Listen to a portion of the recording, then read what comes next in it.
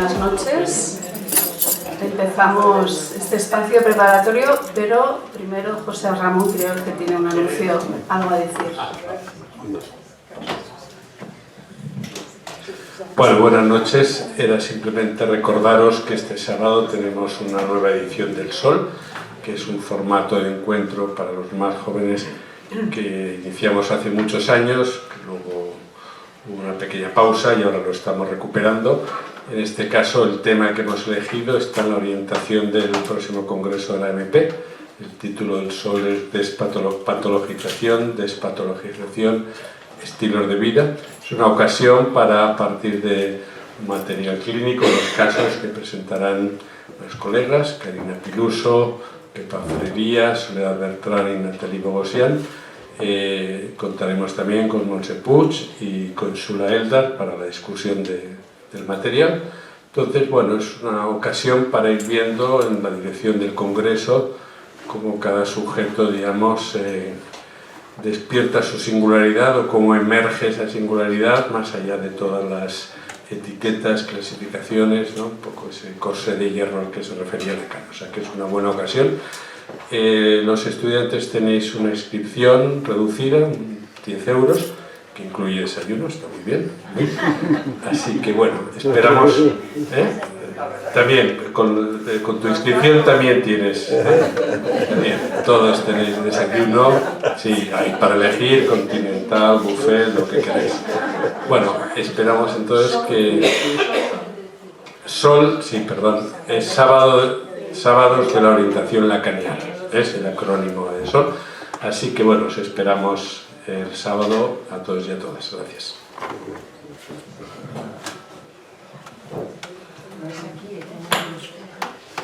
Sí, es en la biblioteca. No, es el sí. Bueno, ahora sí, vamos a empezar este espacio que será el penúltimo encuentro de este espacio preparatorio hacia las jornadas de la LP, lo que hablar quiere decir. Nos quedará uno para el 21 de noviembre, en el que vamos a escuchar 3 presentaciones de cada uno de los talleres que están todavía en marcha y trabajando hacia las jornadas. Hoy tenemos 2 invitadas especiales que vienen de otras comunidades de la LP, en concreto de Zaragoza, Paloma Larena, y de Madrid, Constanza Meyer, que además, bueno, ellas son psicoanalistas, miembros de la LP y la MP, y además ahora coincide que son ambas las directoras de las jornadas. Así que con la comisión de este espacio pensamos que sería interesante poderlas invitar para que compartieran el trabajo que van desarrollando, que seguramente todo el trabajo que van recibiendo de los varios miembros, socios y allegados de las comunidades de la LP les puede servir también de orientación y poderlo compartir. Ellas han preparado, cada una de ellas, un trabajo, un texto, que nos van a leer a continuación, y después bueno, podemos abrir la palabra a la sala para poder conversar con ellas y hacer comentarios, preguntas o lo que creáis oportuno. Voy a dar primero la palabra a Constanza Meyer y después a Paloma y conversamos. Ella ha titulado su texto Decires más allá de los significantes. Bueno, buenas noches. Muchísimas gracias por la invitación a la comisión, a la dirección de la sede, al trabajo que estáis haciendo en los talleres, que me ha parecido realmente muy fructífero y muy interesante. Y voy a tomar algo de esto en la intervención, que va a ser una intervención no muy extensa. Entonces, buenas noches a todos. Antes de comenzar a meterme de lleno en el tema que quería tratar, quería compartir en parte la alegría que me ha causado hasta ahora, desde que hemos empezado el trabajo, ver la gran cantidad de trabajos y colaboraciones que desde que nos pusimos a la tarea hemos recibido, tanto para la web y el boletín como la respuesta a la convocatoria, por ejemplo, como esta, a participar en las reuniones preparatorias de nuestras próximas jornadas en las diferentes sedes. Yo puedo hablar de Madrid, pero hemos estado en Valencia también, y es realmente interesante ver que la gente ha respondido a la convocatoria con ganas. Eso me hizo preguntarme cuál era el efecto que provocaba el título de las jornadas como para desencadenar este deseo de participación. Creo por un lado que lo que hablar quiere decir es un título cercano, porque nos interroga por el acto mismo de hablar, tomado como actividad cotidiana, a veces automática, a la que muchos les prestan poca atención.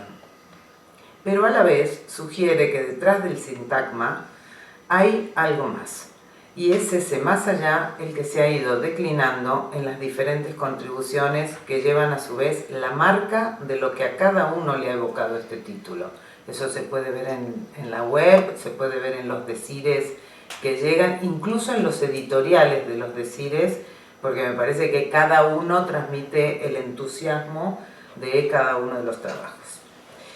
He recibido incluso, y esto me da gracia comentarlo, comentarios y hasta el párrafo de un libro de parte de alguien que nada tiene que ver con nuestra escuela ni con el psicoanálisis, pero que mientras leía se encontró pensando en el tema de las jornadas.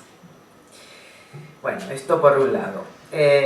Por otro, voy a tomar una frase de televisión para iniciar el trabajo y luego comentamos. Lacan abre su escrito de televisión con la siguiente frase: yo digo siempre la verdad, no toda, puesto que a decirla toda no alcanzamos. Decirla toda es imposible, materialmente. Las palabras faltan para ello. Incluso por ese imposible, la verdad es solidaria de lo real. Fin de cita. Podríamos decir con Miller, que trabaja esta frase en un texto bastante antiguo, en una intervención que hizo en Jerusalén hace ya muchos años, y que se puede encontrar en el caldero de la escuela número 19, en la nueva serie. Entonces, podríamos decir con Miller que todo Lacan está contenido en estos sintagmas, que se acompañan a su vez en el margen del SDA tachado, tema de la falta en el otro. De entrada, la frase plantea la cuestión de la verdad y su relación con el acto de habla, en el que se da por sentado que quien lo realiza no miente. El problema surge cuando el enunciado manifiesta justamente lo contrario, porque introduce la famosa paradoja de que si alguien dice yo miento, pone patas arriba la lógica de que cuando se habla se dice, sin duda alguna, la verdad. Si digo que miento, mi enunciado se presenta como verdadero, pero contradigo en la significación la verdad del mismo. Habría entonces una verdad que se opone a la mentira, en lo que concierne al enunciado, pero también habría otra verdad interna al decir, y es la que nos interesa como psicoanalistas. Se trata de una verdad que discurre en lo que se dice, pero escapa al dicho. No puede atraparse en el enunciado, por lo que éste termina siempre siendo diferente de lo que se cree que se quiere decir. Asimismo, si solo dependiera del enunciado, del dicho, y este es el fundamento de la teoría de la comunicación, valdría para todos y daría cuenta de una verdad de tipo universal, erradicando por fin el malentendido. Aquí hay que distinguir, por tanto, entre la verdad que se va haciendo escuchar por debajo de lo que se dice y una verdad toda que pudiera aspirarse a decir, un imposible, como deja bien claro Lacan, tanto en la frase que he citado como en otras. Voy a citar una del seminario 17, cuando leemos que, cito, en cualquier campo formalizado de la verdad hay verdades que no pueden demostrarse. Es en el nivel de lo imposible donde defino lo que es real. El encuentro con un analista es el momento en que un sujeto experimenta que nunca le alcanzan las palabras para decir su verdad. Como nos recuerda Miller también en esta intervención, cito, lo real es imposible. Cuando el discurso tropieza, no puede ir más allá y se encuentra con un no hay. Fin de cita. Eso que alguien dice como su verdad, nada tiene que ver con una verdad objetiva, como decíamos antes, y tampoco es cotejable con lo que comúnmente se llama la realidad. De este real que agujerea el discurso, solo podemos obtener fragmentos en el recorrido de un análisis, así como la verdad del parletre solo podrá emerger a medias en un decir que, como dijimos, discurre por debajo de los dichos. Miller nos recordaba en 2016, durante la presentación del tema del Congreso, el cuerpo hablante, que podía observarse en lo social, en los discursos establecidos incluso, un desplazamiento que iba de la verdad al goce, y que eso tenía consecuencias en la clínica del parletre. Sabemos que ese giro es, de hecho, el que tuvo lugar en la propia enseñanza de Lacan, cuando el cuerpo y el acontecimiento de cuerpo cobran mayor peso a partir del seminario dedicado a Joyce. El síntoma también sufrirá una mutación, que se convertirá por un lado en la formación del inconsciente estructurado como un lenguaje y por el otro en el symptôme, con PH, arreglo singular que ese cuerpo hablante puede realizar con la emergencia de goce y las marcas de la langue en el cuerpo.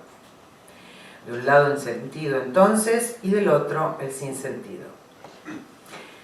En uno de los textos de orientación, Carmen Cuñat recuerda que en el atolondradicho, Lacan hace hincapié en que en la experiencia analítica es donde se pone en juego el equívoco, que es inherente al lenguaje en su materialidad sonora, lo que nos conecta con el adverbio que utiliza Lacan en el párrafo que traje al inicio. Es decir, que ese materialmente nos indica que no podemos adjudicar un sentido único a un significante que va a resonar de diversas maneras, de un modo singular para cada ser hablante. El todo referido a la verdad es entonces imposible materialmente, con ese juego de palabras. Asimismo, sabemos con Lacan que el decir siempre necesita de un parletre en el que encarnarse, un sujeto que se comprometa con el acto de palabra y un cuerpo para que lo que se dice pueda resonar. Por lo tanto, en lo que concierne al decir, habrá consecuencias en el lugar del analista y en la interpretación también. Si el inconsciente es ya el intérprete, por ejemplo en los sueños que constituyen una primera interpretación, la intervención del analista no puede ir en esa misma dirección a reforzar esa representación. La interpretación implica entonces el trabajo del corte, que deja en suspenso un significante solo y sin significación que lo complete, tarea de puntuación del significante en su, como dijimos, materialidad, para alcanzar algo del goce en juego por la vía de la resonancia.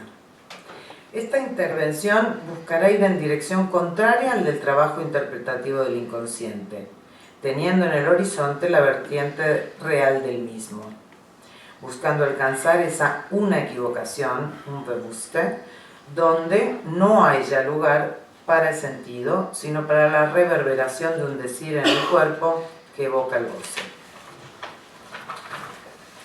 Lacan nos aclara también, en este escrito, que la interpretación de la que se trata no es modal, en términos de lógica, sino apofántica, que en la lógica aristotélica hace referencia a una proposición en la que se afirma o niega algo sobre la realidad. Aristóteles consideraba que solo este tipo de proposiciones puede alcanzar un valor de verdad por ser los únicos que afirman o niegan algo sin necesidad de recurrir a la explicación alguna. La interpretación entonces realiza e introduce la imposibilidad. Al respecto nos recuerda Miller que Lacan, cuando piensa en este tipo de interpretación, recurre al Finnegan's Wake por las operaciones que el propio texto joyciano lleva a cabo con el lenguaje que hacen casi inviable cualquier tipo de traducción. Por último, quiero proponeros, un poco de cara a la conversación, y quisiera detenerme en la idea de verdad que encontramos hoy en día en los discursos imperantes que aspiran a borrar el goce de la lengua con el recurso, por ejemplo, a la vigilancia, a través del uso del lenguaje inclusivo, la corrección política, las buenas intenciones de la inclusión y el igualitarismo regulado, que terminan al final segregando lo más propio de cada quien. Y me pregunto, por otro lado, ¿cómo articulamos esto, por ejemplo, con el patio de vecinos en que se han convertido las redes sociales, donde cada usuario reivindica su derecho a decir cualquier cosa, más o menos falsa, sin temer la más mínima consecuencia? En este océano de dichos que pretenden dar cuenta de la realidad, entre comillas, me pregunto qué ha pasado, por ejemplo, con la diplomacia, que parece haber dimitido por completo de su responsabilidad en los conflictos internacionales. Sus representantes se han visto reducidos a un papel de meros voceros de una de las partes, dejándonos en una tierra de nadie de la que solo es posible salir para situarse a un lado o a otro sin medias tintas ni matices. Me pregunto también qué sucede, por ejemplo, con la identificación, cuando la palabra ha quedado desacreditada, pierde su efecto y ya son pocos quienes se comprometen con su decir. La extensión de lo fake en las noticias y también en las conversaciones entre las personas, cuando las redes, por ejemplo, se puede decir cualquier cosa, apela con frecuencia a una identificación masiva, o se está de un lado o se está del otro. Por eso, retomando mi pregunta del comienzo, quizá el título de nuestras jornadas pueda producir cierto efecto de sacudida, un despertar en cuanto a la vigencia del inconsciente, y nos permita poner en cuestión la deriva que vaticinaba Lacan para este nuestro inmundo, en el que veía con claridad el triunfo de la religión. Deseo y espero que nuestro encuentro de diciembre sea una excelente oportunidad para dar buena muestra de ello, tanto en las plenarias como en las conversaciones sobre la práctica del psicoanálisis. Os espero en Madrid. Gracias.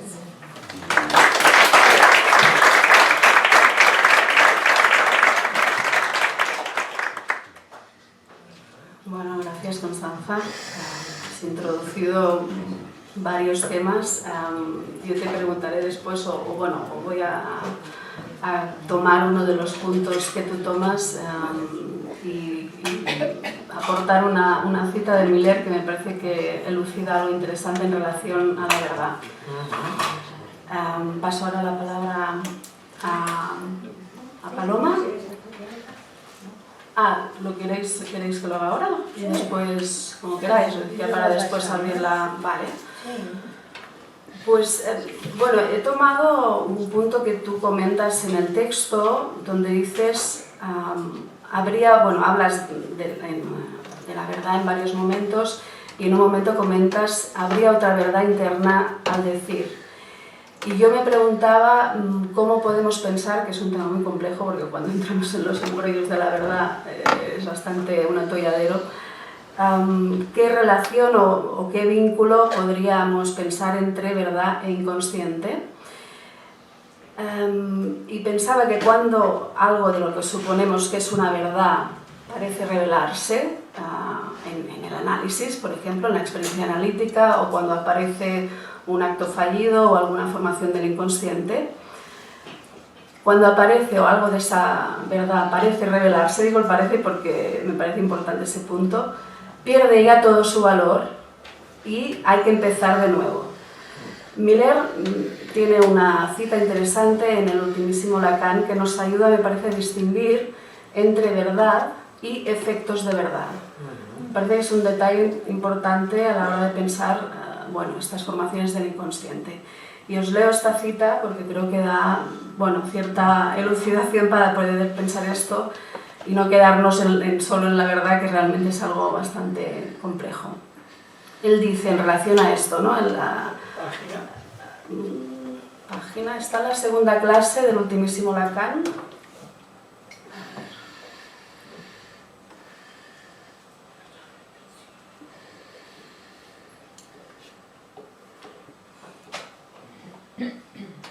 te la digo después, ¿vale? Porque si no estaremos aquí, la tengo aquí anotada, pero después te digo la página. Si la queréis saber también me preguntáis. No nos despistes, Francesc. No nos embrolles. Bueno, en fin, Miller dice algo interesante en relación a esto, a diferenciar la verdad, o esta verdad que también se puede revelar en el decir o en una formación del inconsciente, y los efectos de verdad, o el efecto de verdad. Lo toma de Lacan, que lo habla desde en el seminario 17, pero en otros lugares. Y él dice, el término efecto disminuye aquí el término verdad. Se trata de un efecto, nada más. Además es un efecto múltiple. Cada efecto de verdad desplaza el anterior. Cuando prevalece puede llegar a ser esa sensación de renovación que proporciona la prueba de una sesión analítica. El efecto de verdad anterior le gana en seducción al efecto de verdad por llegar. Parece que es muy interesante este punto, ¿no? Primero de diferenciar la verdad, que realmente entramos en un proyecto muy complicado, del efecto de verdad que puede aparecer cuando tenemos la experiencia, y el análisis da cuenta de eso, el efecto de verdad en una formación del inconsciente, donde realmente esa experiencia que dice Miller es muy clarificadora. Ese, digamos, relámpago que puede aparecer rápidamente se desplaza y parece que tenemos que empezar de nuevo. Entonces me parece interesante esto que comenta Miller, de que la verdad captada en su efecto es variable, es cambiante, transitoria. Eso no quita que tenga un efecto de verdad, pero es interesante poder, ¿no?, ubicar eso. Y bueno, tu texto me ha llevado a este comentario o a esta cita de Miller. Eso es lo que quería, para tomar un punto de tu texto, que hay muchísimos más. No, me parece una distinción importante, y creo que habría que hacer también, añadirle algo más. Yo no subrayaba para nada que fuera posible captar esa verdad última, pero sí me parece un matiz el punto del efecto. ¿Qué efecto de verdad es posible?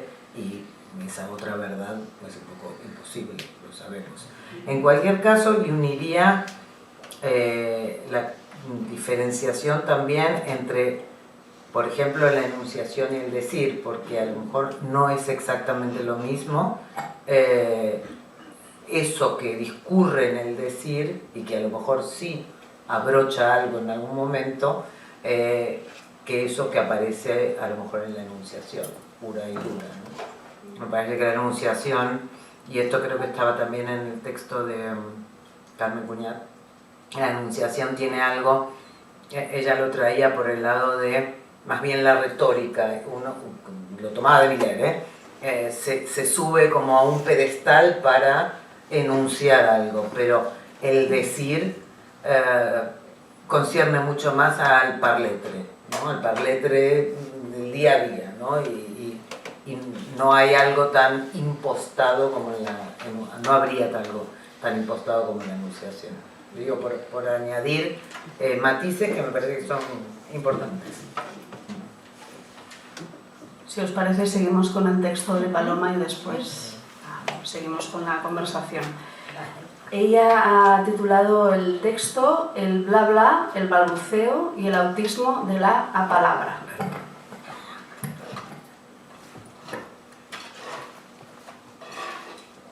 Bueno, pues es que no es fácil venir a presentar las jornadas, que están suficientemente presentadas, que tienen tantos temas abiertos y tantas personas que están contribuyendo con todo tipo de trabajos. Así que cuando nos invitaron, ¿de qué vamos a hablar nosotras? No os vamos a hablar de agua y guardarropa, ¿verdad? Entonces, ¿cómo se supone? También podríamos. Se supone que el encargo, ¿no?, de dirigir unas jornadas ya lleva implícito un trabajo sobre el tema. Es así que nos pusimos lo primero a hacer el texto de presentación. Y a partir de ahí, de ese texto de presentación, pues bueno, pues como cualquiera de vosotros, estamos inmersas, ¿no?, en lecturas que vengan o no vengan para ese fin de las jornadas, pues al final tienen que ver, ¿no? Entonces he elegido estos términos, yo creo que al final porque quería hablar de autismo, pero he empezado por el bla bla. Bueno, blablatear. Habéis escuchado, espero, y visto el vídeo que salió por redes sociales hace unas semanas, compuesto de lapsus de políticos y de un juez español. Y si no lo habéis visto, por favor, verlo, que está muy bien. Ellos no estaban en una sesión de análisis, sino que estaban en público. Por ello, no necesariamente se hacen cargo de, y cito, eso que habla, que se manifiesta como lo más ajeno en mí, pero que es al mismo tiempo lo más íntimo mío. Esto lo he tomado de la presentación del taller 2, de los que hacéis aquí en Barcelona, que lo escribe Silvia Grases. El taller La escucha con y sin interpretación. Entonces, ¿qué ocurre en este vídeo? Pues que alguno se ríe avergonzado tras el lapsus, alguno rectifica, otra, que no nombraré, ni se inmuta, como si no hubiera ocurrido. Creemos que el vídeo ha gustado, francamente. La música de fondo es del DJ productor Armin van Buuren, que se llama el tema Bla Bla Bla. Es música trance, muy pegadiza y repetitiva, que fue la primera que encontré buscando temas musicales que tuvieran que ver con nuestras jornadas. La letra de este tema dice, en castellano, todo lo que escuchamos de ti es bla bla bla. Entonces todo lo que hacemos es ja ja ja. Y ni siquiera nos importa lo que dicen porque es ja ja ja bla bla bla. Esto se repite infinidad de veces, ¿no?, en el tema. Acompaña a esta música una imagen en blanco y negro donde pone bla bla bla, pero los signos que aparecen allí, es que es muy curioso, parecen como signos para el lenguaje de sordomudos, pero no lo son, no significan nada, son signos de manos inventados. No corresponden tampoco al alfabeto inglés de signos, no significan.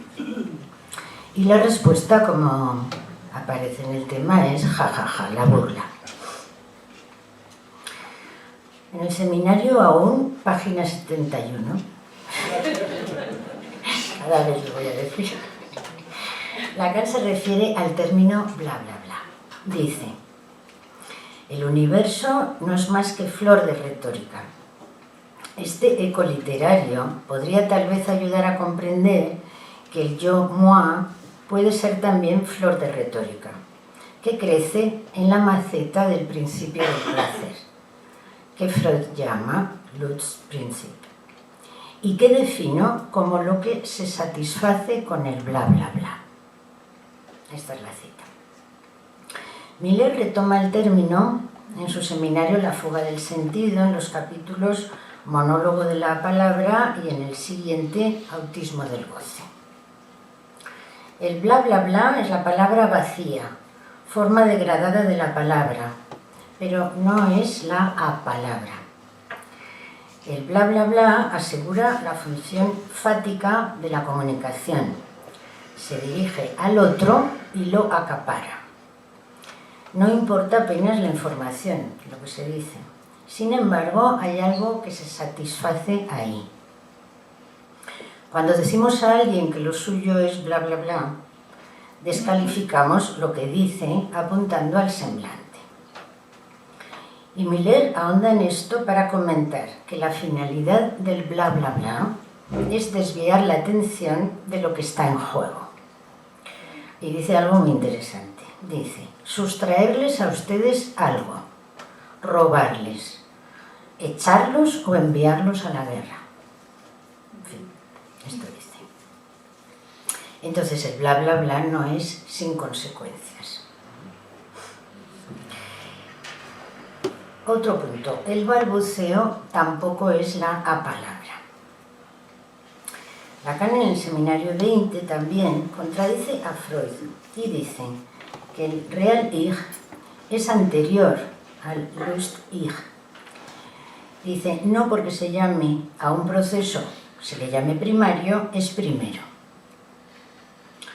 Y comenta, en cuanto a mí, nunca he mirado a un bebé con el sentimiento de que no hubiese para él mundo exterior. Manifiestamente no mira más que eso. Es algo que lo excita, y ello en la medida exacta en que aún no habla. A partir del momento en que habla, a partir de ese momento con toda exactitud y no antes, admito que haya represión. Fijaros donde sitúa la represión Lacan. Seminario 20, también página 70-71. El bebé. Para quien existe e interesa el mundo exterior, se sumerge a intervalos a hacer ruidos con la boca, con visible satisfacción. Pero el otro, con mayúsculas, está ahí seriamente. Son articulaciones diferentes según la lengua que le escucha, eso ya lo sabéis. La realidad, como dice Lacan, se aborda con los aparatos del goce. A los pocos meses, el grito o llanto se modula en esos sonidos, ya de la lengua, de llamada al otro, que si tarda en responder, el otro, toman el carácter de sirena de bomberos, dice Miller, por la urgencia. El aleo, el balbuceo, el parloteo, como se diga en cada lugar, es un elemento preciso de la humanización. Su ausencia sí hace signo de que algo ocurre, como en el caso de esos bebés silenciosos que no molestan ni llaman. Claro que a veces son los adultos, los sordos, a esa intención comunicativa, a esa intención de significación.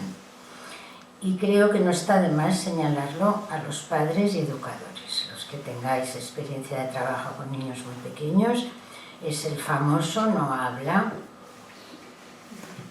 cuando los niños sí que están hablando, ¿no? Hablan. Otro apartado, entonces, ¿qué es la apalabra? Hay una transformación del sistema conceptual de la enseñanza de Lacan cuando toma como principio y motor del ser hablante la pulsión, en lugar del significante. La palabra es monólogo, no diálogo. La lengua no sirve a la comunicación y en ese nivel no hay otro, es autista. El goce habla. Miller nos indica que podríamos poner la asociación libre como un ejercicio, como un ejemplo de apalabra. La asociación libre, diga todo lo que se le ocurra sin censuras, ¿no? Sería, conduce al principio del placer, al sin límite, al todo es posible. La asociación libre, donde eso habla, eso goza, tiene un límite que introduce la interpretación analítica a contrapelo del principio del placer y del sentido. Una interpretación que subraya el fracaso del éxito fatal de la apalabra en tanto vehículo pulsional, dice Miller. Uno de los ejes que propusimos para el trabajo en estas jornadas fue el eje interpretación, corte, equívoco, solución poética y escritura. Un concepto tras otro, separados por comas. Todos ellos son modalidades de la interpretación analítica, que calibra su uso para producir en el analizante un despertar, como nos señala Miller en La fuga del sentido, del tipo pesadilla de la que no podríamos huir.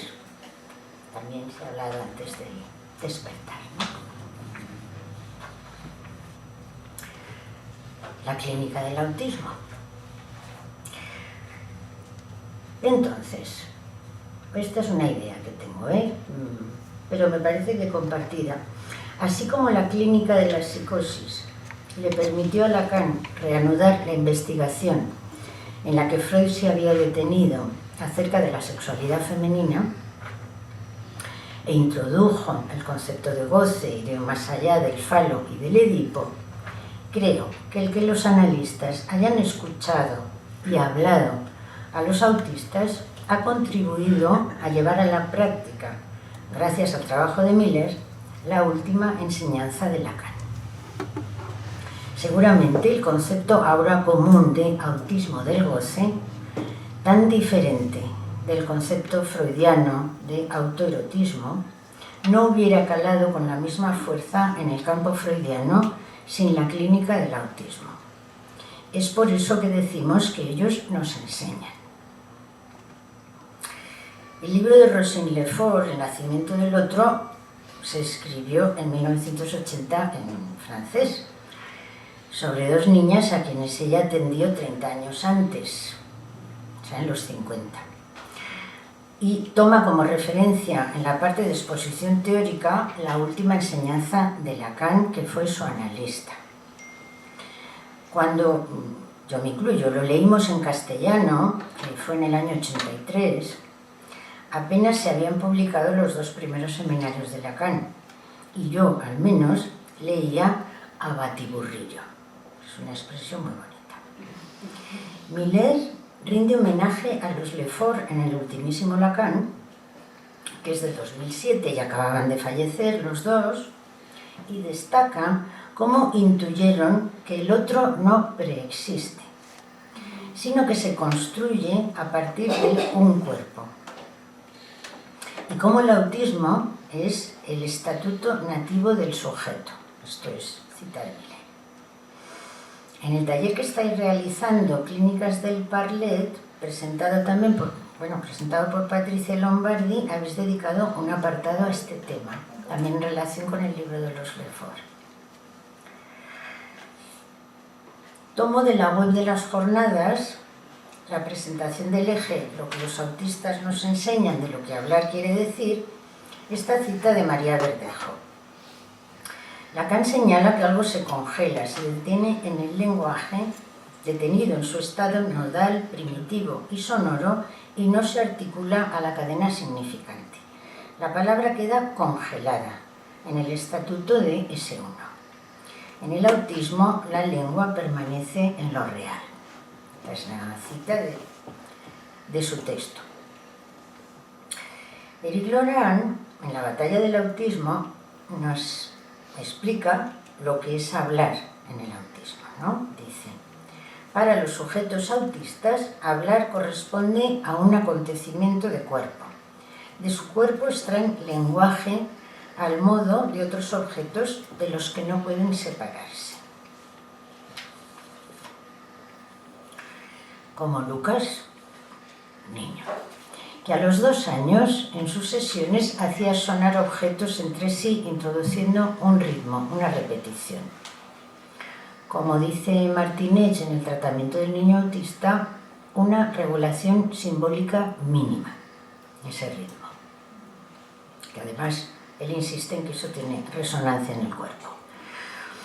Y Lucas, tiempo después, puede decirle a su terapeuta, mira lo que está haciendo Lucas A, el apellido.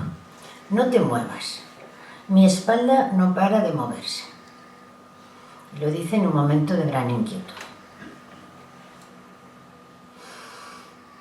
Entonces, los niños autistas se hablan, pueden hablarse mucho, pero además pueden salir de su mutismo con la condición de reducir al mínimo su implicación en la enunciación, mostrándonos que se pueden separar los afectos de las palabras, bien con una lengua del intelecto o con una neolengua.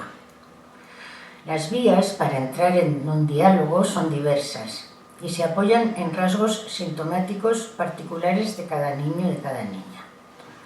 A propósito de esto, de estas rasgos particulares, les recomiendo también el texto de orientación de Lorena Oberlin, que se titula, pregunta, la voz responde de lo que se dice.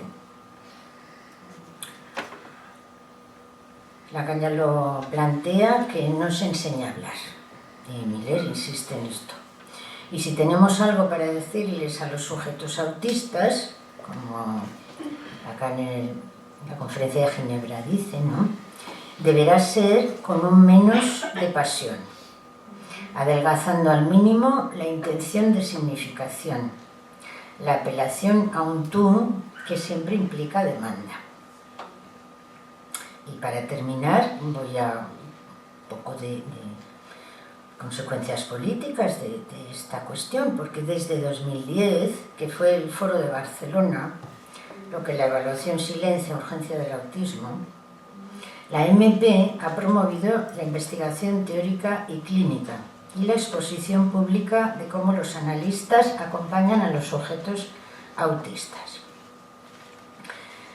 Esto no atañe solo a los practicantes u operadores que trabajan en instituciones o en sus consultas, sino que tiene efectos en toda la comunidad analítica. Porque la causa del autismo, y esto lo pongo en negrita porque es así como se llama además en el observatorio de la MP, se llama así, la causa del autismo.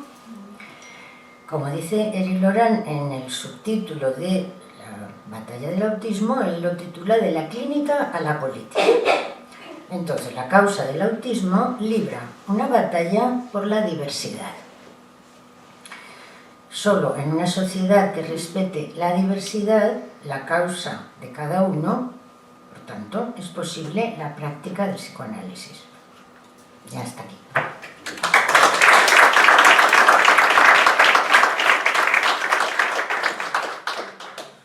Bueno, pues muchísimas gracias, Paloma, también por tu texto.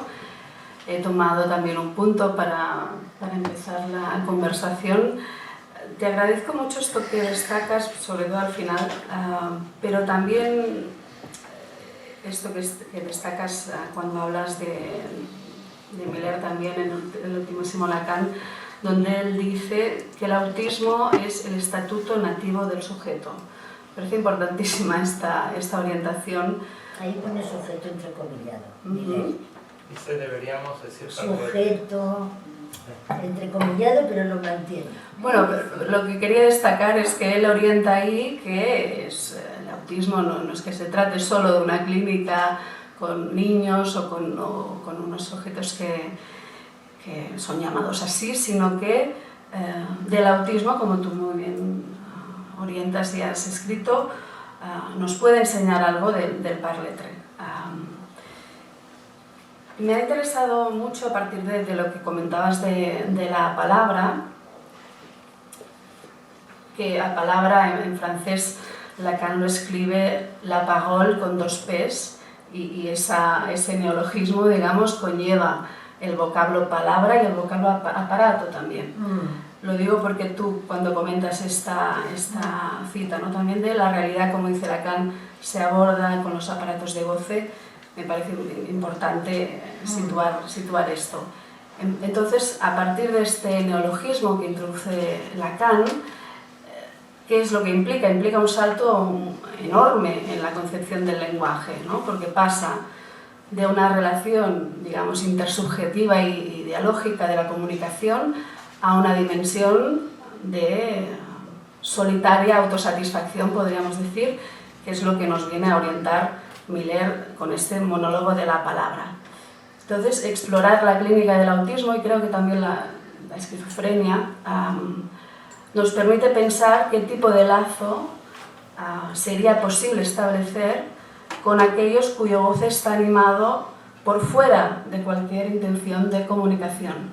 Por eso me parece también muy importante esto que dices, que en las intervenciones, a veces no, con los sujetos autistas, es muy importante tener en cuenta que esta intención, siempre es importante tenerlo en cuenta, pero los sujetos autistas, digamos, que lo ponen en evidencia todavía de manera más clara.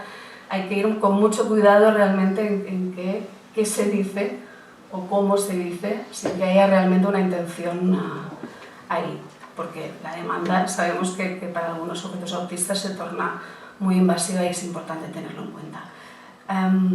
Bueno, quería comentarte esto, simplemente que te agradezco este punto que has destacado de que el autismo nos habla en el Parletre y de algo que se puede extender no solo en la clínica del autismo, sino a cómo Lacan piensa esta noción en la última enseñanza. Sí, sí, a ver.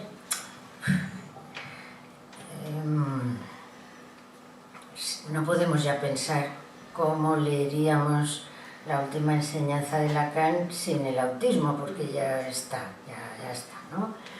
Pero efectivamente, por eso creo que he hecho este recorrido, nos podríamos perder en el goce, ¿no? El goce de la palabra, el monólogo, tal, y nos podríamos quedar en lo que Lacan pone del lado del principio del placer. Nos equivocaríamos de vertiente y nos situaríamos en, pues eso, la satisfacción de hablar. Hay gente que le encanta hablar, que no para de hablar, que se cuesta decir nada porque toman la palabra. Todo eso está al lado de la satisfacción y del principio del placer, y cuando el autista nos enseña algo, esa soledad del ese uno repetido es lo que nos hace el contraste de, bueno, esto es otra cosa, ¿no? Ahí sí que quizás podemos entender mejor qué es la palabra en tanto pulsión que resuena en el cuerpo. También me ha gustado encontrar esto de Miller, de que, bueno, de que la asociación libre es como un ejemplo, ¿no? de la palabra, es una ejemplificación, cuando la asociación libre solo existe en la sesión analítica, lógicamente, entonces luego está la interpretación que hace ese límite. Bueno, no sé. Bueno, para empezar, no está mal. Voy tomando palabras si queréis intervenir. Eri González.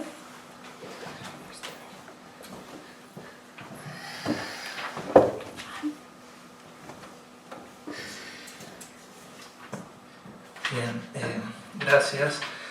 Yo quería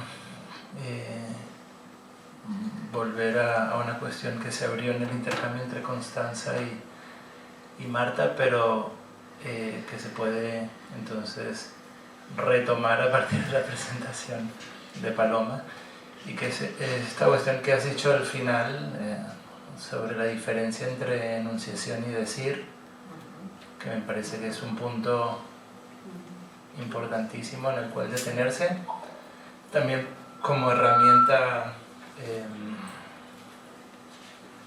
epistémica y clínica para poder pensar algunas diferencias en algunos terrenos, ¿no? Y creo que, por ejemplo, entre lo que sería ¿no? el pathos del autismo como clasificación y la otra vertiente, que es lo que nos enseña el autismo, yo lo ampliaría incluso a otros síntomas también contemporáneos que se pueden inscribir en esta cuestión del autismo, del goce, pero ya no como algo separado del resto de los seres hablantes. En eso creo que el tema de la jornada se entrecruza con el tema del Congreso. Sí. Entonces me parece esta diferenciación entre enunciación y decir es interesante, ¿no? Digo porque quizá con esto tiene que ver también la amplia respuesta también de la comunidad, en el sentido de poder ubicar no solo una clínica que, como tú decías, el autismo puede sostener a algunos colegas en las consultas o en instituciones, sino que también hay algo de esta dimensión que enseña mucho, que se puede encontrar en la clínica de las adicciones, en las toxicomanías, en las anorexias, bulimias y más allá de eso, ¿no? Digamos, como ahí apareciendo algo muy importante. Entonces, para abrochar un poco más, pensaba, ¿no? Porque tú decías que el decir está más del lado del parletre y la enunciación estaría más del lado de algo elevado a Sí, una incluso cosa de marcada más. una cierta identificación también, ¿no? Es decir, un poco desde dónde se habla, pero eso no dice nada del parletre, dice de dónde se sitúa, pero no, me parece que no. Del lugar. Esto Sí. lo dice, me parece, Lacan también un poco en el atolondradicho, vas haciendo esta distinción. Sí, bueno, porque llevándolo a la raíz en la clínica, digamos, más radical en el autismo, más mutista y refractario al discurso, etc., podemos encontrar indicios de decir en cápsulas sonoras, por ejemplo, cosas que se repiten. El ultimísimo Lacan me parece que es un curso fantástico para iluminar eso, porque dice allí como en los últimos seminarios Lacan se dirige hacia una materialidad, ¿no? Que es algo que has tomado. Y en esa materialidad es lo constante, y creo que es interesante ese punto de ver en la clínica cómo hay algo más allá del sentido, mucho más allá, que a veces tiene que ver con algo sonoro, muy material, con cápsulas de sonido que se repiten, donde hay una particular, casi una cédula de identidad de un sujeto, ¿no? Que tiene una musiquita en particular y no otra, ¿no? Entonces, y eso, bueno, es también otra sofisticación, pero creo que abre también a pensar la cosa, esta material de cápsulas de sonido, etcétera, a la cuestión de la letra, ¿no? Me parece que lo has dicho todo. No, pero sí, pero creo que es muy interesante. digo, me parece provocador tu diferencia, pero también habría que ver en qué punto la enunciación no es solo algo de elevarlo a un lugar, ¿no? Digo, para poder ubicar realmente al mínimo, es un trabajo, me has interesado como para hacer un trabajo de investigación con esta cuestión de qué diferencia entre la enunciación. Sí, lo que traía era un poco lo que había podido captar como diferencia. Cuando dije el decir del lado del parlete era un poco la encarnación de eso en algún lado, que no es desde donde uno habla, ¿no? Por eso dije algo elevado pensando en la retórica o en un discurso armado, pero es como me lo pensé, no sé. Digo, porque incluso en relación con el pase se ha propuesto, ¿no?, la cuestión de la enunciación como una orientación, pero este matiz, bueno. Lucía, D'Angelo.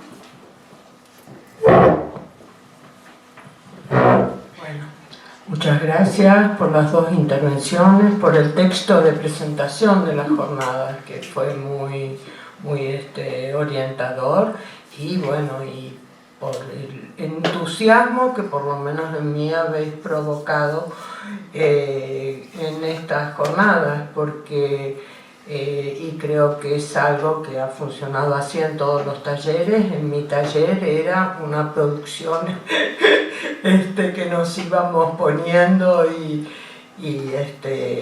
bueno, y agregando, y todavía no hemos terminado de trabajar en el taller. Bueno, en este sentido quería a ti, Constanza, porque lo acabo de entregar un artículo y acabo de encontrar una referencia que tiene que ver con la verdad, y es en el saber del psicoanalista, es decir, las conferencias que dio en Sainte-Anne Lacan, al mismo tiempo que daba su seminario. Es más, cuando terminó la última conferencia dijo: os espero en el seminario de Copero. Entonces la expresión me encantó, porque hace una revisión del tema de la verdad. A partir de su sintagma, el inconsciente está estructurado como un lenguaje. Entonces, él mismo se revisa, función y campo, instancia de la letra, etcétera, etcétera, se revisa porque en este momento revisa el mismo concepto de verdad a la altura de lo que acaba de inventar, porque fue en esas conferencias el término de la langue, ¿no? Y entonces la expresión me encantó. Dice, la verdad de la verdad miente. Y me parece una condensación tan preciosa de llegar por este salto que tú planteabas, ¿no? Desde a la langue, el ultimísimo Lacan, el salto de llegar a la verdad mentirosa, como en los últimos seminarios plantea.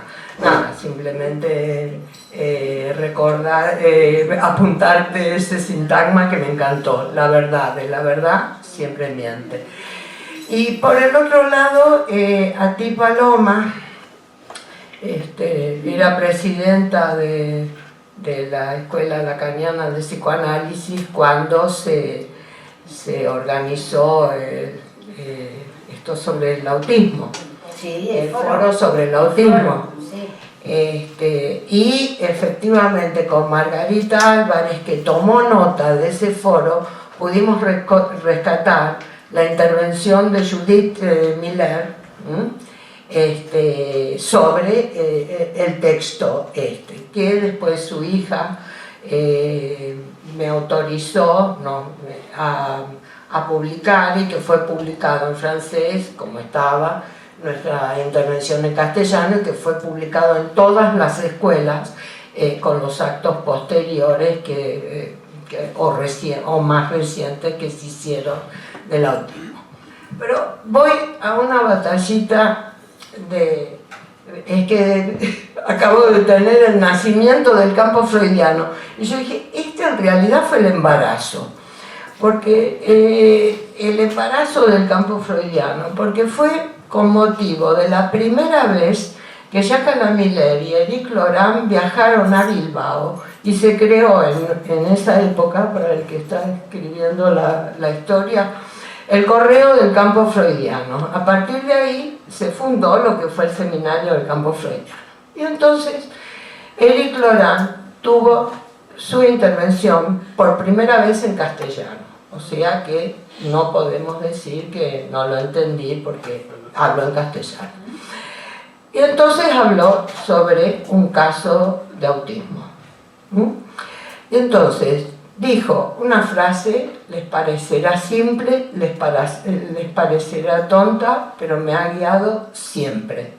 Dijo, en realidad el autista es un otrista, porque el autista no habla, pero hay alguien, el otro, que habla por él. ¿Qué consideraciones? Yo me intereso mucho por el autismo y me interesé mucho por la interpretación y por la sonoridad y por cosas que he escuchado de gente, no trabajo con autistas, pero me pareció que verdaderamente lo que decía, que el autismo enseña, a mí me enseñó, sobre todo con esto de la interpretación sonora, de lo que repercute en el cuerpo, de cómo percute el cuerpo. Te diría que casi fue ese el motivo por el cual me puse a trabajar en este taller con tanto entusiasmo.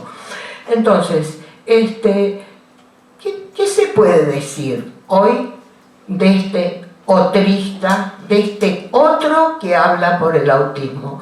Generalmente no se toma en cuenta en la clínica, en los casos que escucho o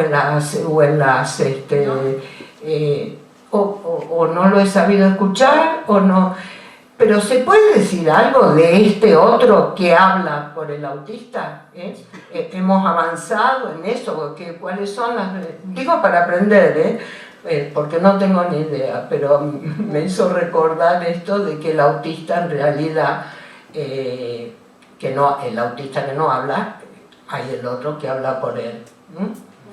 Bueno, si me puedes decir algo, y si no, en todo caso agradecerte, porque siempre me interesa, porque sí, yo sí que puedo decir que he aprendido del autismo, claro, porque nunca traté. Nos enseña, me parece que en la clínica se ve bien cómo toma las palabras del otro. Cuando se dice la famosa ecolalia del autismo, es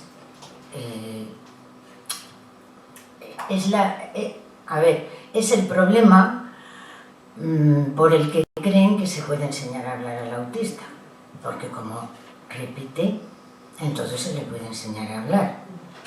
Bien. La ecolalia yo creo que sería un ejemplo cuando repite lo que tú acabas de decir, o sea, que es un otro el que habla por él. Pero también los ejemplos que ponían ahora de musiquillas o de programas de dibujos animados o de anuncios de televisión, yo me parece que es esto, o sea, ahí ¿quién habla? Pues habla el mundo, que para él es de su interés, la lavadora, el no sé qué, son las palabras que toma. En ese sentido entiendo que es otrista, creo. Pero recorta. Bueno, hombre, no es un coro, no es una grabadora, efectivamente. Claro, elige. Lidia Ramírez. Elige.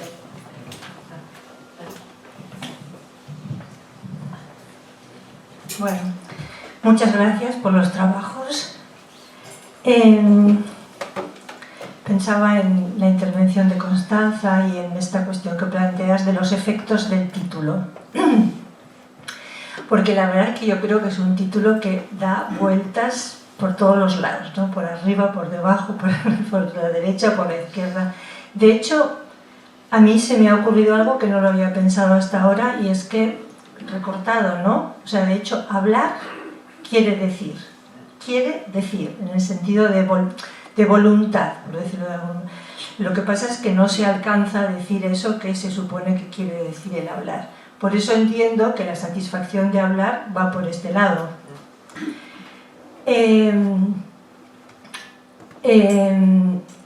Entonces, claro, realmente me ha sorprendido que apareciera la cuestión del autismo.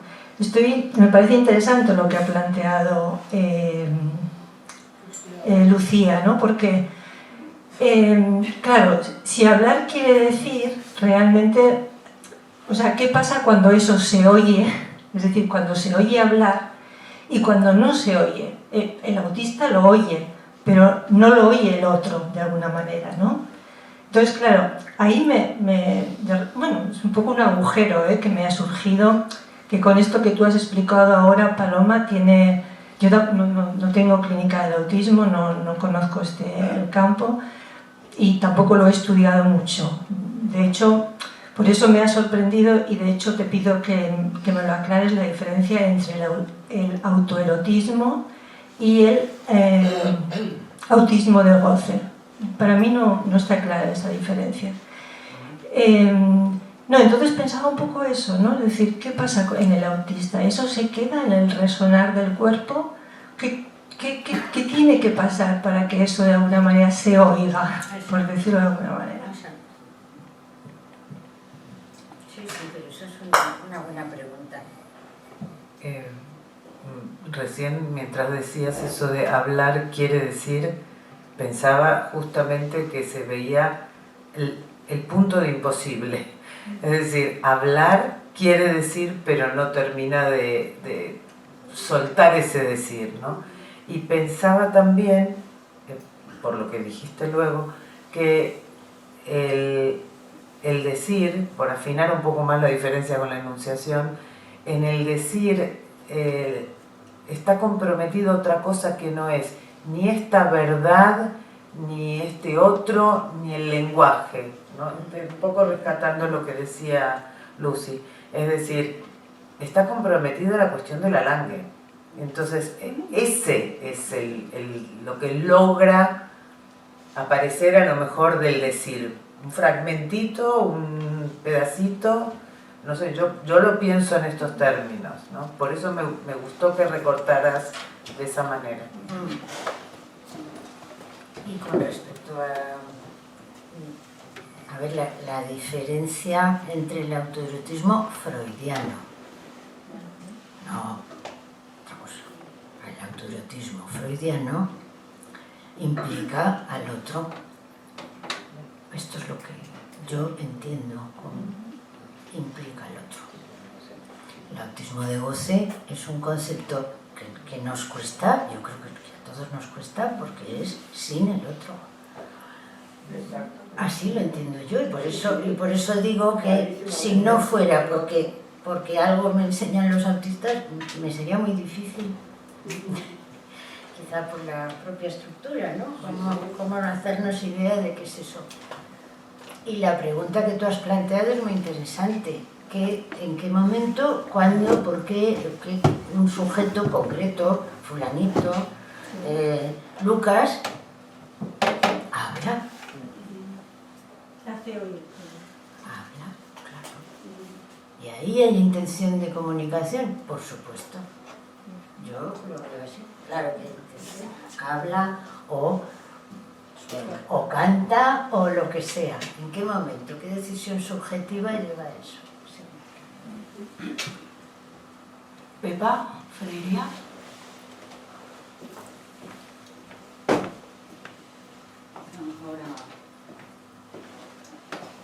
Me voy un poco de tema porque se ha hecho un monográfico súper interesante sobre el autismo, lo cual no es por casualidad. Pero yo lo que quería comentar era en relación más a la cuestión política, la elección del tema de las jornadas y la preocupación inicial que fue dando lugar al tema de las jornadas, que fue en relación al inconsciente en la actualidad. Entonces, bueno, ahora lo que se me había ocurrido pensar es que en realidad que el inconsciente aparezca como dimensión depende de que haya un analista únicamente, seguramente más en el mundo actual, ¿no? Entonces somos nosotros los que tenemos que hacer existir el inconsciente. Mario Vizcovich. Tengo una pregunta que va en la línea de lo que dijo Pepa.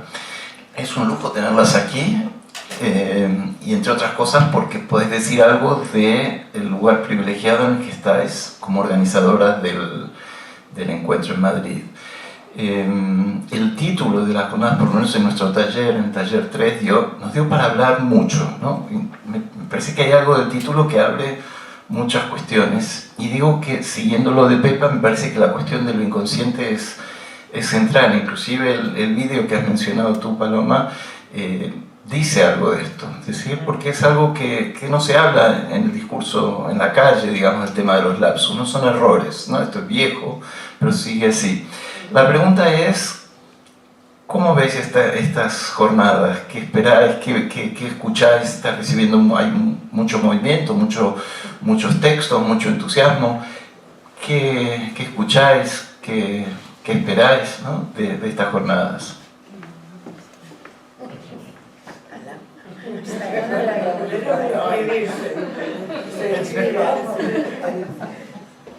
Por lo pronto te diría que los dos comentarios me parecen importantes, porque este es un tema clave, es decir, cómo hacer para hacer existir el inconsciente más allá de las consultas, más allá del encuentro puntual con quien viene a consultar. Y me parece que las jornadas son el desafío para que eso ocurra, ¿no? Porque al final nos vamos moviendo. Os voy a contar algo que me pasó. Estuve en la conversación clínica de Bilbao y vino una persona que fue colega vuestra de aquí, se llama Estíbaliz Cotos, para decirme que dos periodistas del podcast del Confidencial preguntaban si había acreditación para la jornada. Me dice, supongo que no, pero le digo, va a haber, en este minuto ya se está creando la acreditación, porque es que no había que tocarle la puerta a nadie, o sea, venían a preguntarnos qué lo convocó, el título, la cuestión del hablar. No conocían el texto de presentación, ella se los hizo llegar. Entonces quieren recoger de las plenarias, obviamente no van a entrar a las simultáneas, pero quieren recoger de las plenarias flashes de eso, de lo que hablar quiere decir para nosotros, ¿no? A mí me pareció sorprendente. Entonces, ojalá vaya varias de estas cosas que tengan eco, no sé, no se me ocurre más. Incluso me parece que lo que ha conseguido también José Ramón es un logro importante, ha circulado, estamos en la prensa, no es fácil en general, siempre hay muchas pegas para eso, pero bueno, nos anima. Y en cuanto al trabajo de propuestas de ponencias, os puedo decir que estamos desbordados. O sea que ha convocado también a mostrar el trabajo de la clínica de los analistas de esta escuela. No sé, si quieres decir algo más, pero... Que no vamos a concluir. Va a pasar como en esos talleres, o sea, es un tema que no... Es un tema que abre mucho. Pero pueden salir muchos trabajos de investigación, muchos carteles sobre el tema, no sé. Y para el Congreso. Para el Congreso, sí. Patricia.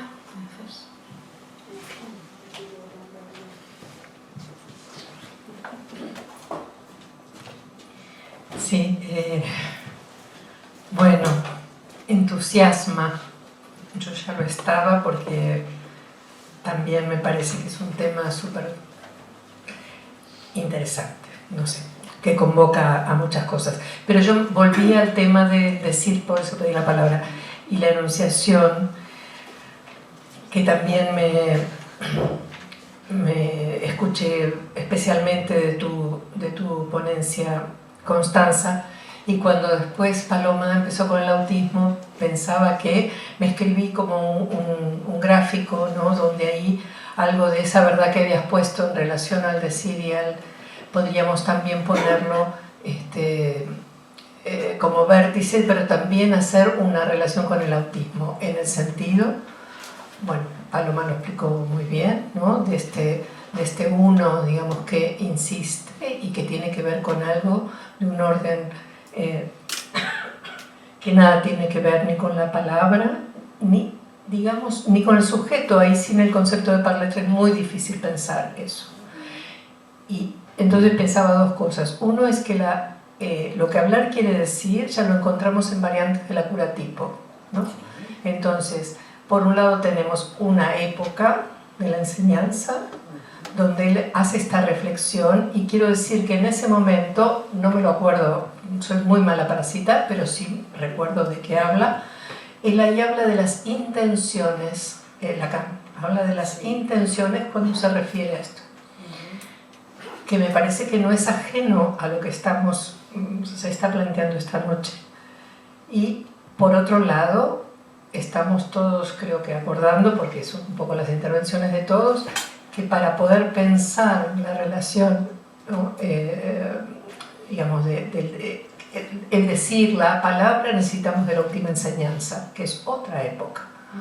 Entonces yo había armado esto así mientras las escuchaba, que era un poco poner el decir y la enunciación articulados en la verdad, que es también una época, y luego pensaba que podíamos hacer ese giro a eso que enseña o que ofrece el autismo, lacanianamente pensado, claro, para articular estas dos cuestiones, porque el decir en realidad, sin el parletre no lo podemos pensar, ¿no? El decir, porque no tiene que ver con la materialidad del significante, no tiene que ver, hay algo del eco en el cuerpo, ¿no? Hay algo del acontecimiento, en fin, habría que, supongo que en la jornada se irá especificando con los aportes de todos. Y la enunciación, efectivamente, bueno, queda más del lado del sujeto en cuanto a su posición, ¿no? Pero bueno, todo esto es lo que se me ocurrió a partir de escucharlas, que les agradezco y bueno. Es interesante, les recomiendo en el último Freudiana que tuvieron a bien publicar una conferencia de Miller sobre la voz y todo eso. Es realmente interesante recuperar ese texto que es del 82 y que realmente se actualiza. Me pareció interesantísimo, gracias por incluirlo, porque nos pone con esto de la interpretación sonora, con la percusión, aunque en aquella época... exacto. Paso la palabra a Monse y concluimos. No, Patricia.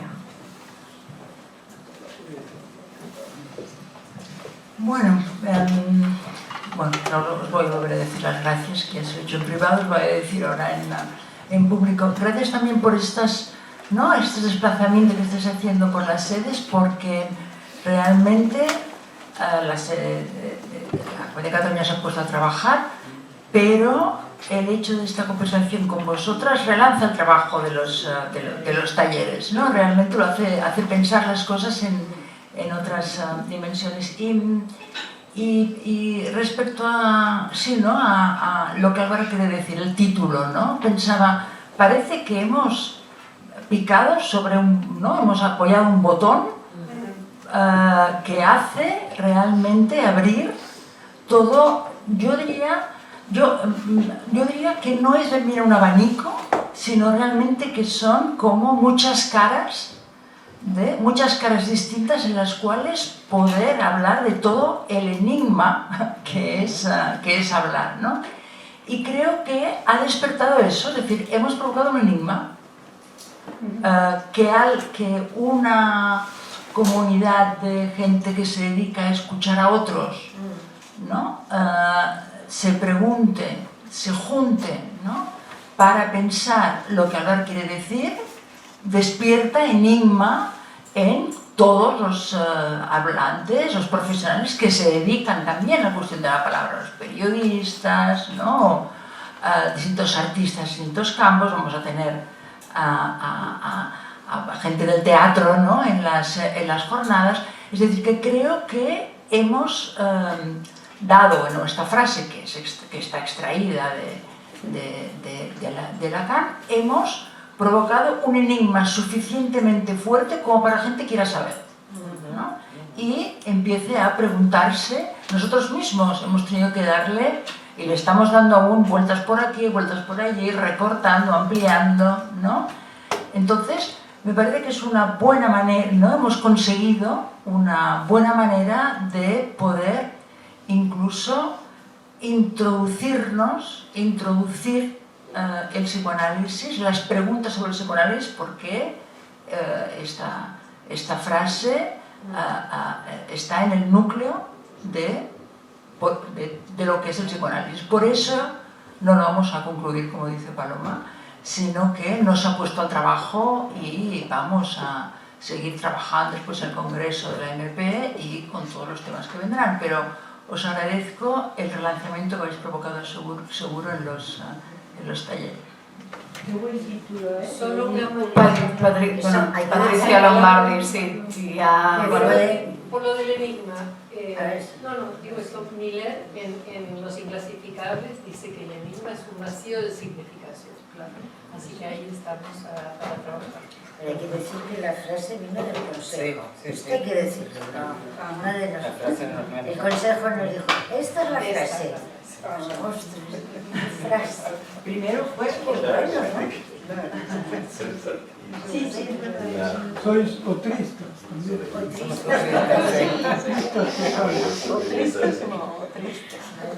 Bueno, yo gracias por estar aquí, por los textos que habéis presentado y el diálogo que me encantó. Pero Monse se acaba de adelantar a lo que quería decir, porque cuando se nos presentó esta frase, realmente era, ¿y esto qué? ¿Cómo se toma? ¿Cómo realmente hacer la presentación del taller? En su momento era muy difícil por dónde tomar lo que hablar quiere decir, o sea que se abría como un amplio espectro y que vamos a decir sobre lo que desde dónde tomarlo. Entonces nos lanzó un trabajo así rapidito para poner los talleres en marcha y bueno, y ha sido muy bonito además el trabajo trabajar con los colegas en el taller, en las presentaciones y fue como, no sé si me ocurría un tiempo para empezar a comprender, el instante de ver, un tiempo para comprender y bueno, no concluimos, claro, eso, simplemente por ese lado que quería aclarar. ¿Queréis añadir algo más? Que Constanza lanza otra cosa en su intervención que me parece muy interesante. Lo de la ausencia de diplomacia hoy en día me parece también muy interesante, ¿no? ¿Qué pasa con la diplomacia? ¿Por qué ceden las armas? ¿No? Díselo a muchos hoy en día. Muy interesante también. Seguiremos pues conversando sobre el tema de las jornadas.